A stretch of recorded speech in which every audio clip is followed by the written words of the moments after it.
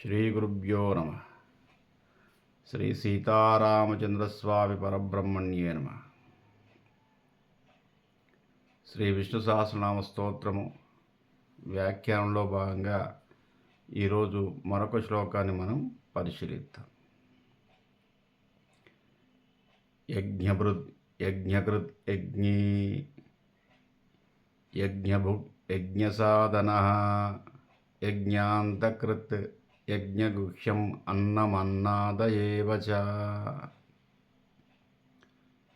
ఈ శ్లోకంలోని పదాలన్నీ కూడా దాదాపు సమానార్థకాలే.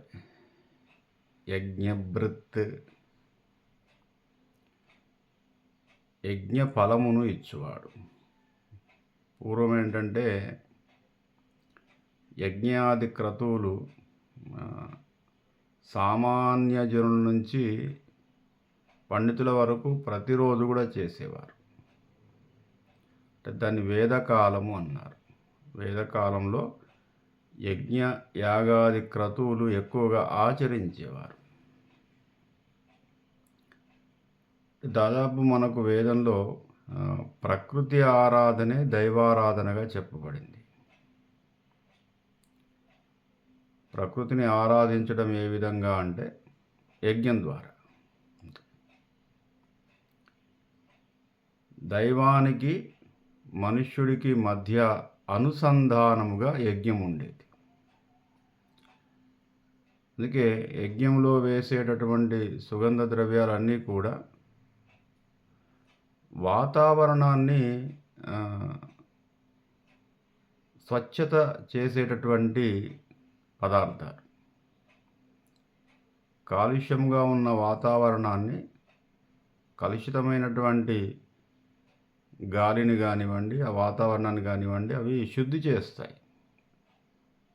అన్నీ కూడా అవే ద్రవ్యాలే వేస్తారు. దాన్ని హవిస్సు అంటారు. అంటే ఇవాళ మనం హోమం పొడి అని చెప్పేసి హోమంలో వేస్తాం. హోమం పొడిలో దాదాపు 108 రకాల సుగంధ ద్రవ్యాల గురించి వర్ణింపబడింది. అయితే పూర్వం ఏంటంటే ఇట్లా పొడిలాగా వేసేవారు కాదు. ప్రత్యేకంగా సుగంధ ద్రవ్యాలు అవి అడవుల్లో తీసుకొచ్చేవాడు. సమిధలు కూడా అంతే. అంటే కట్టెలు, 9 రకాల కట్టెలన్నీ కూడా అడవిలో నుంచి తీసుకొచ్చేసి వాటిని ఆ పరిమాణ క్రమంలో వాటిని చదును చేసి, అంటే ఏ కర్ర ఎంత పరిమాణంలో ఉండాలో అది ఒక శాస్త్రం ఉంది. అంటే ఇంత పెద్ద మొద్దులు తీసుకొచ్చి యజ్ఞంలో వేయడానికి వీలు లేదు. వాస్తవంగా వాటిని 7 రోజులు ఎండబెట్టాలి. యజ్ఞానికి ముందు 7 రోజులు వాటిని ఎండబెట్టడం, వాటిని సంస్కరించటం, మళ్ళీ ఆ సమిధల్ని సంస్కరించే మంత్రాలు ఉంటాయి. అన్ని కట్టెలు తీసుకొచ్చేసి డైరెక్ట్గా తీసుకొచ్చేసి యజ్ఞంలో వేయడానికి వీలు లేదు. అట్లా యజ్ఞయాగాది క్రతువులకు చాలా ప్రాధాన్యత.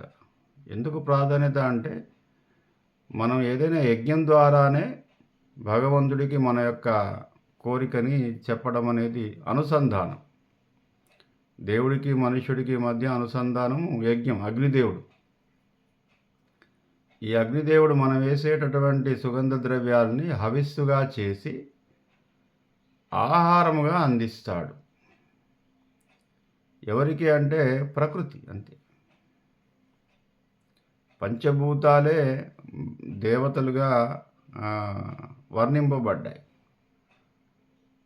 మనకు ఋగ్వేదంలో రుక్కు అంటే ఒక స్టాంజా, ఒక 4 లైన్స్ ఉన్న దాన్ని రుక్కు అంటారు. అన్ని రుక్కుల్లో దాదాపు యజ్ఞ సంబంధమైనటువంటి మంత్రాలు. దాంట్లో ఎక్కువగా మనకు పంచభూతాల వర్ణన ఎక్కువగా ఉంటుంది. ఎక్కువగా వరుణదేవుడి పేరు మనకు వినిపిస్తుంది. సూర్య భగవాని పేరు ఎక్కువగా వినిపిస్తుంది. వాయుదేవుడి పేరు, భూమాత పేరు, అగ్నిదేవుడు, ఎట్లా వీళ్ళ పేర్లే ఎక్కువగా వినిపిస్తాయి. అంటే ప్రకృతి ఆరాధనే. హోమము అంటే, యజ్ఞము అంటే ప్రకృతిని ఆరాధించటం. ప్రకృతి ఆరాధించటం వల్ల దేవుడు ఉపశమింపబడి మన కోరికలు తీరుస్తాడు. ఏదైనా వారి ద్వారానే మనకు గాలి ద్వారా అనేక ప్రయోజనాలున్నాయి. సూర్యుడు, చంద్రుల ద్వారా అనేక ప్రయోజనాలున్నాయి. భూమి ద్వారా అనేక ప్రయోజనాలున్నాయి. ఇవన్నీ కూడా ఉపశమింపబడితేనే మనకు మన జీవనానికి ఆధారం. కాబట్టి నిత్యాగ్నిహోత్రులు ఉండేవారు అప్పుడు. ఈ కులంతో సంబంధం ఏం లేదు. మానవులందరూ కూడా నిత్యాగ్నిహోత్రుడు. వేదకాలంలో ప్రతి ఒక్కరికి కూడా ఉపనయనం ఉండేది. అందరికీ జంజాలు ఉండేవి. మధ్యయుగంలో మారిపోయేదో బ్రాహ్మణులు మాత్రమే జంజం వేసుకోవడం అనేది ఉంది. కానీ తొలి వేద కాలంలో అందరూ కూడా సంస్కరింపబడేవారు. అట్టి సంస్కారం తర్వాతనే యజ్ఞానికి అర్హత, యజ్ఞం చేయడానికి అర్హత ఉండేది. మోక్ష సాధనే యజ్ఞం. యజ్ఞకృత్, యజ్ఞభృత్ అన్నీ ఆయనే. యజ్ఞం చేయువాడు, యజ్ఞస్వరూపుడు, యజ్ఞ ఫలితాన్ని ఇచ్చువాడు. యజ్ఞ సాధన, యజ్ఞాంతకృత్. యజ్ఞాంతంలో అంటే ఒక హోమమో యజ్ఞమో చేసిన తర్వాత దాన్ని పూర్ణాహుతి అంటారు. పూర్ణ ఆహుతి. ఆహుతి అంటే కాల్చేయటం. పూర్ణ అంటే పరిపూర్ణమైన అన్నీ. మనం ఏదైతే వస్తువులు తెచ్చామో మనం యజ్ఞం కోసం, అవన్నీ కలిపి ఒక మూటగా కట్టేసి దాని ఏదో పూర్ణమద పూర్ణమిదం పూర్ణముదచ్యతే, పరిపూర్ణమైనటువంటి ఫలితం కోసం నాయన నీకు తెచ్చినటువంటి స్వామి, మనం ఏ దేవుడైతే ఆరాధిస్తున్నామో అగ్నిదేవుడికి చెబుతూ, హుతాశనుడైనటువంటి హుతాన్ని అశనముగా ఆహారముగా స్వీకరించేసి మనము స్మరించే దేవతలను ఉపశింపజేస్తాడు అగ్నిదేవుడు. కాబట్టి మీకోసమే తీసుకొచ్చినటువంటి ఈ పూజా ద్రవ్యాలు, ఈ హోమ ద్రవ్యాలు, ఈ హవిస్సు ఏదైతే ఉందో సర్వము నీకే. మాకు పరిపూర్ణమైనటువంటి ఫలితాన్ని ఇవ్వండి, పరిపూర్ణ ఫలితం మాకు ఇవ్వండి, పరిపూర్ణమైన పూర్ణాహుతిని మీరు స్వీకరించండి అని చెప్పేసి మనం పూర్ణాహుతి చేస్తాం. యజ్ఞాంతకృత్. ప్రతి యజ్ఞంలో పూర్ణాహుతి చాలా పవిత్రమైనది, గొప్పనైనది, ముఖ్యమైనది కూడా.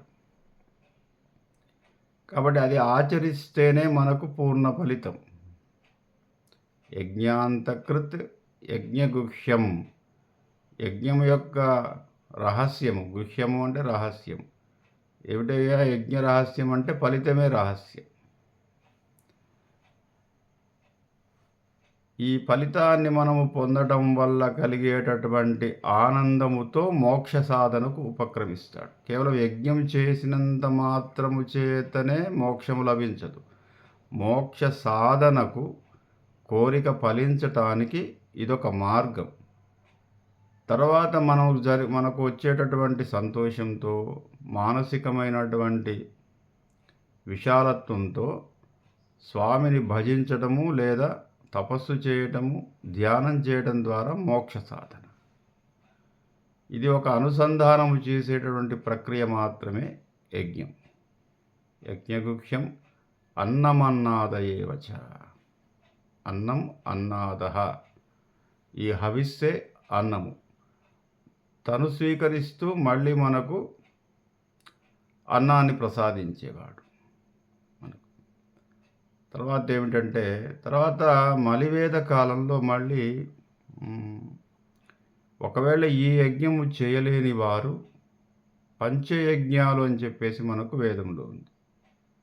దాంట్లో పితృయజ్ఞము, ఋషియజ్ఞము, దైవయజ్ఞము, భూతయజ్ఞము ఇట్లా ఉన్నాయి. ముందుగా మనకేంటంటే దైవయజ్ఞంలో దైవారాధన. ఏ దేవతనైనా ఏ దేవుడినైనా ఆరాధించడం, ఆయా వంశానుక్రమంగా తాతలు తండ్రులు ఏ విధంగా చేస్తారో ఆ విధమైన దైవారాధన చేయాలి. పితృయజ్ఞం, పితృదేవతని స్మరించటం, వారికి పిండ ప్రదానాలు, శ్రాద్ధ కర్మలు ఆచరించటం. భూతయజ్ఞం, భూతం అంటే ఇతర జీవాలు, అంటే మనం ఒక ఆవుని పెంచామనుకోండి, అదొక భూత యజ్ఞం. వాటిని మంచిగా చూసుకోవటం. లేదా బర్రెలని పెంచటం, వాటిని మంచిగా వాటికి కుడితి పెట్టటం. లేదా ఏదో కుక్కల్ని, శునకాలని పెంచుతాం, వాటిని మంచిగా చూసుకోవటం. వాటి ద్వారా ప్రయోజనాన్ని పొందినప్పటికీ వాటిని బాగా చూసుకోవటం కూడా ఒక యజ్ఞం. దాన్ని భూత యజ్ఞం అంటారు. మనుష్య యజ్ఞం, మానవ సేవయే మాధవ సేవ అన్నారు కాబట్టి అది వేదం వాక్యమే అది. కాబట్టి మనుషులకు సేవ చేయటం కూడా ఒక యజ్ఞం. తర్వాత ఋషి యజ్ఞం, మనకు జ్ఞానాన్ని కలిగించినటువంటి ఋషులు ఎవరైతే ఉన్నారో, మనకు జ్ఞానబోధ చేసిన గురువులు ఎవరైతే ఉన్నారో వాళ్ళే ఋషులు. మనకు చదువు చెప్పినటువంటి గురువుగారు కానివ్వండి, మనలోని అజ్ఞానాన్ని తీసివేయటానికి చేసిన ప్రతి ప్రయత్నము కూడా గురువుతో సమానమే. వారిని మనం, అది కూడా యజ్ఞం, వారిని గౌరవించటం, వారిని జీవించటానికి కావలసినటువంటి భృతి ఇవ్వటం, ఇదంతా కూడా యజ్ఞం.